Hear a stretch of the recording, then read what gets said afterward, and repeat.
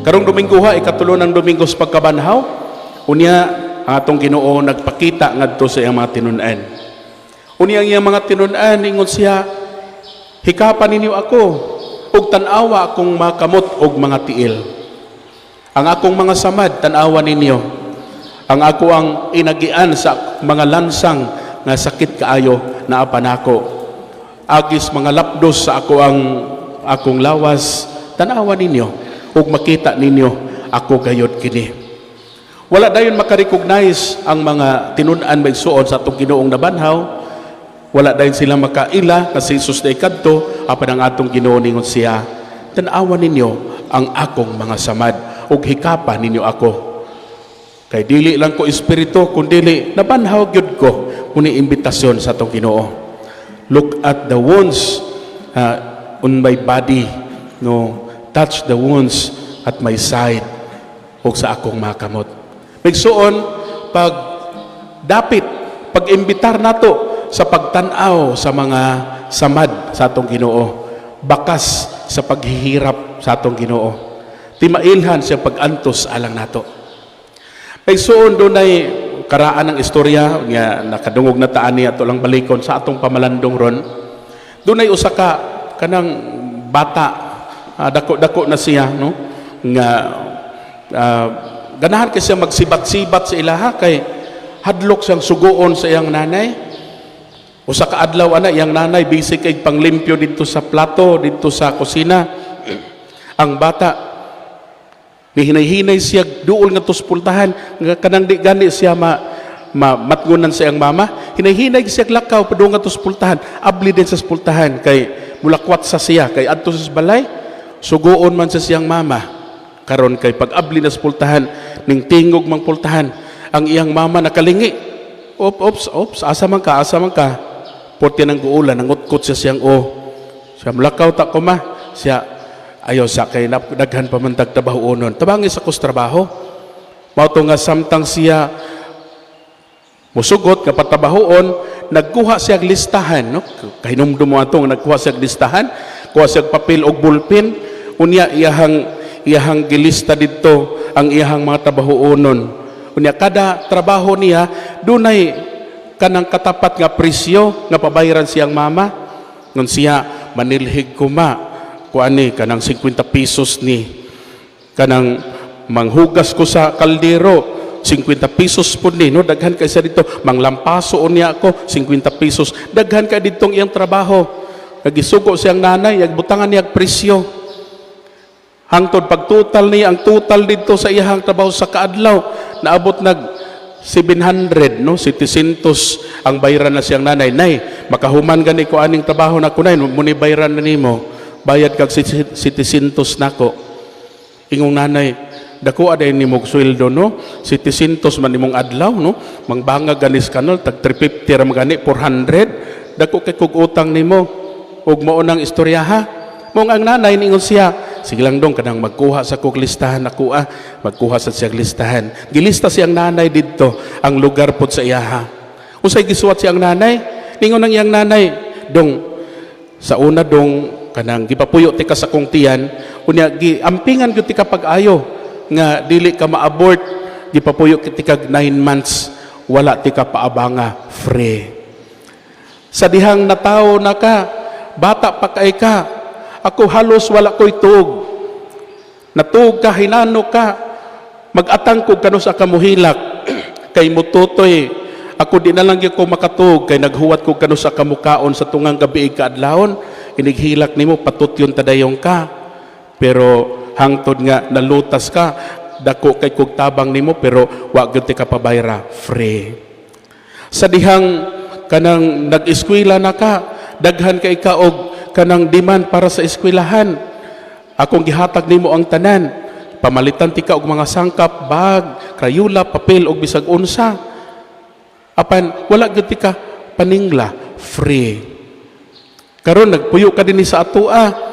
Libre ka dinhi sa atoa sa kaon, libre ka sa tanan akong pagmahal, pero wa gyud ti ka pabayra, free. Ya dito ang total sa inahan dito sa ubos, niyon ang nanay, ang tanan nakong gibuhat para nimo tungod sa kundak kong gugma, priceless. Wala ko'y amount ang iyang inahan gagisuwat dito. Ang bata murag na konsensya ug ang bata may suon ning gako sa iyang nanay unya ning hilak unya ang iyang gisuwat ditong katong 700 nga bayra na siyang nanay iyang gisuwatan dito sa ubos iyang gikras gi-ex niya unya iyang gisuwatan dito og paid in full na bayra na. Maigsuon mauni ang leksyon sa ato ang Ginoo nga iyahang gipakita nato. Sa dihang kita giluwas sa atong Ginoo usahay magreklamo pag kita sa atong kinabuhi ngadto sa Ginoo. Nganong ani akong kinabuhi? Nganong daghan kog problema? Nganong daghan kog pag-antos? Nalimot ta maigsuon. Kasi dihang nag-antos ka sa mong problema, sa dihang doon na kay bagahing gipasan, lisod kay mong kinabuhi, doon na nagpakamatay alang nimo, ug doon na nagpakamatay alang nako. Bunang atong Ginoo ningon siya, touch the nail marks and the wounds in my body.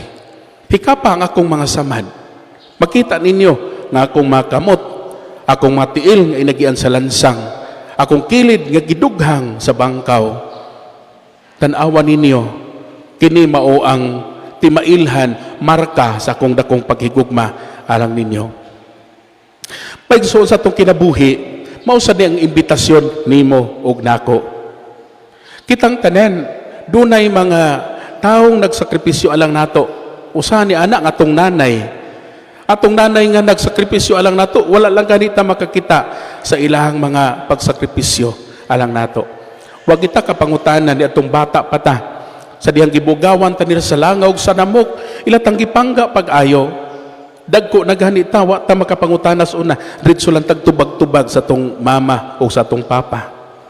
Pero kung atong tanaw atong inahan, atong tanaw ng atong amahan, atong tanaw ng mga taong nagsakripisyo para nato, dunay gitawag nato bakas ng paghihirap, mga marka sa ilang mga pag-antos nga atong makita diha sa ilang kinabuhi. Ako hinumdum ko gagmay pa mi sa una adto mi sa eskwela mi unya inig uli na mo gikas eskwelahan padung na mo sa amuay inig abot na mo sa umbalay akong makita akong papa sa una nga kanang naapatay kanang lupot sa kami magdama mig bukag dito sa bukid no kaila mo bukag kanang babon kanina o magdamig bukag unya magdasad may uban magdasag lukdo sako akong papa bukag man iyaha butangan niya og kanang balanghoy sa sud sa bukag iyahang kargahon niya sa babaw butangan pinagkumpay sa amo ang kanding inig abot na mo sa eskwelahan gikas eskwelahan abot na mo sa balay makita na mo ang mga agi sa kanang kaho sa bukag di ari mang lupot pataw sa bagas kung papa og diri sa agtang kinaman sanay para sa agtang namo sad ana di mo pamilyar ana basta ingon ana na siya unya do na pay mga nabilin sa mga dahon sa batilis nga mamilit diris naong no aris abaga ay suon mo nay gitawag natong mga timailhan sa pag-antos mga butang nga nagpakita nga unsa di taka dihigugma apan usahay dili na nato makitaan daghan kaayo sa atoa diha sa inyo ha ingon mo kami padre wala mami kaagian ng bukag wa mi kaagian ng lisod kayo mangumpay og kanang mga hayop at tingali, basin yung mamig daddy na ari dito sa opisina, nagtrabaho. Pero, tanawan ninyo, gikan sila sa trabaho, inig-uli nila, sa dihang puy-puy kay sila naong, sa dihang kanang murag lapoy kay sila, gikapoy. Murag sila kanang the whole day's work, murag nag-exhausted kay sila. Kana mo na mga timaan sa mga pagsakripisyo, alang ninyo, alang nato, alang ni atong gihalaran sa mong mga pagsakripisyo. Kanang tuwa dito sa gawas, nagtrabaho, o mga OFW nga, kundi pa lisod kay kinabuhi, dili sila mga dito di mga trabaho, no? Kay naigibilin diring pamilya.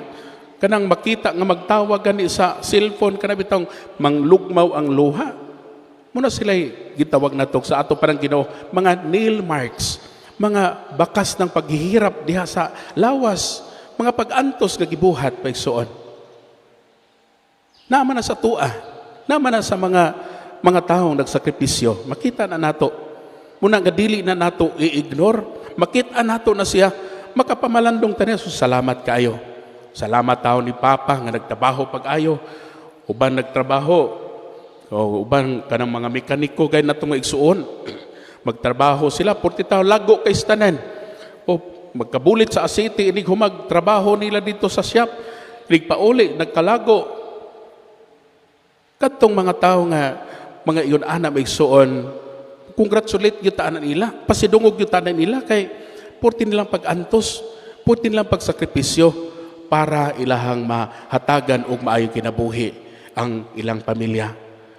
Bakas ng paghihirap ay soon, the nail marks diha sa mga kamot sa atong Ginoo. Ilang tamo tanaw, atong tanaw na atong Ginoo nga nag-antos pag-ayo, apan doon na sad tay mga membros banay nga nagsakripisyo alang nato. Pipila ka adlaw, doon ay gipost dito sa Facebook nga nag-ingon nga ang mga seaman man to giingon dito, no? Ang mga seaman, tanaw na to sila, muragdag ko kay balay, nindot kayong kinabuhi, o murag silag dato kay tanaon. Pero, niabutang dito sa picture, pero wala ta kahibaw nga samtang sila tuwa sa Manila, padong pa sila og sakay.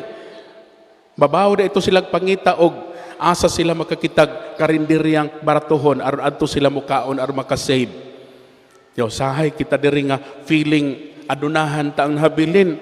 Usahay tuwa ta permi sa nagpabugnaw ta sa mga malls. Mulakaw ganita taxi gyud, no? Ato ganing mga gamit ng mga cellphone kinahanglang brand new gyud nga kanang updated gyud ang mga brand. Kita diri signature gyud ang ato ang mga ipangsulob. Nakain ko nga kinsa kay nagpost pud ato, no? Murabag kanang seaman siguro pud ang nagpost ato, pero usahay ingon ana pod. Dunay nagsakripisyo apan usahay dili kay nato makit-an ang ilahang gisakripisyo giantos alang nato. Pero karon maigsuon mao ni ang ato ang pamalandong. Sa dihang kita nagpuyog kinabuhi, usahay mo reklamo ta sa atong kinabuhi. Sus, pait kaya mo ang kinabuhi. Nga naman, sige lang magsunag manok na pod, buwad na pod, kain na lang ana. Kapila pa ka mga igsuon nato nga nagkakhatuka pa in taon. Nangita pa aron doon na sila makaon. Anang gutlua. Humana ang oras ting kaon, nangita pa aron makakaon. Imbes magpasalamat na lang kay dunay mga nagsakripisyo para nato, magyaw-yaw sa kinabuhi. Pagsuon, imbes magsigita og yaw-yaw sa tong kinabuhi, lisod atong kinabuhi, bugat atong kinabuhi, dili ta malimot nga ang atong Ginoo mas bugat pa ang iyahang giantos alang nato. Dili ta malimot nga mas nagsakripisyo siya. Ang iyahang mga pag-antos ing gihalad alang nato. Og ni anang maong mga pag-antos ato usab nga naambitan maigsuon dunay mga tao nga nagsakripisyo alang nato.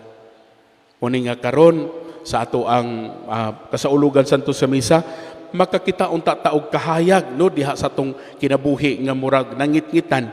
Nangitngitan tungod kay dunay pandemic, nangitngitan tungod kay dunay pag-antos, nangitngitan kay lisod ang kinabuhi, nangitngitan tungod kay walay maayong relasyon diha sa pamilya. Pagsuon ang Ginoo atong kahayag. Nagpakamatay siya ug nabanhaw aron mahimo siyang kahayag nga mukuyog nato padulong ngadto siyang gingharian sa langit. So mo nito pag-ampon o salamat sa atong Ginoo, waon tay usa nato nga mawadag paglaom. Bisag unsa kalisod atong kinabuhi, dunay Dios nga nagpahinumdom nato. Ang iyang mga samad, timaan siyang pag-antos, iyang giantos ang tanan. Nagpakamatay siya aron kita mabuhi.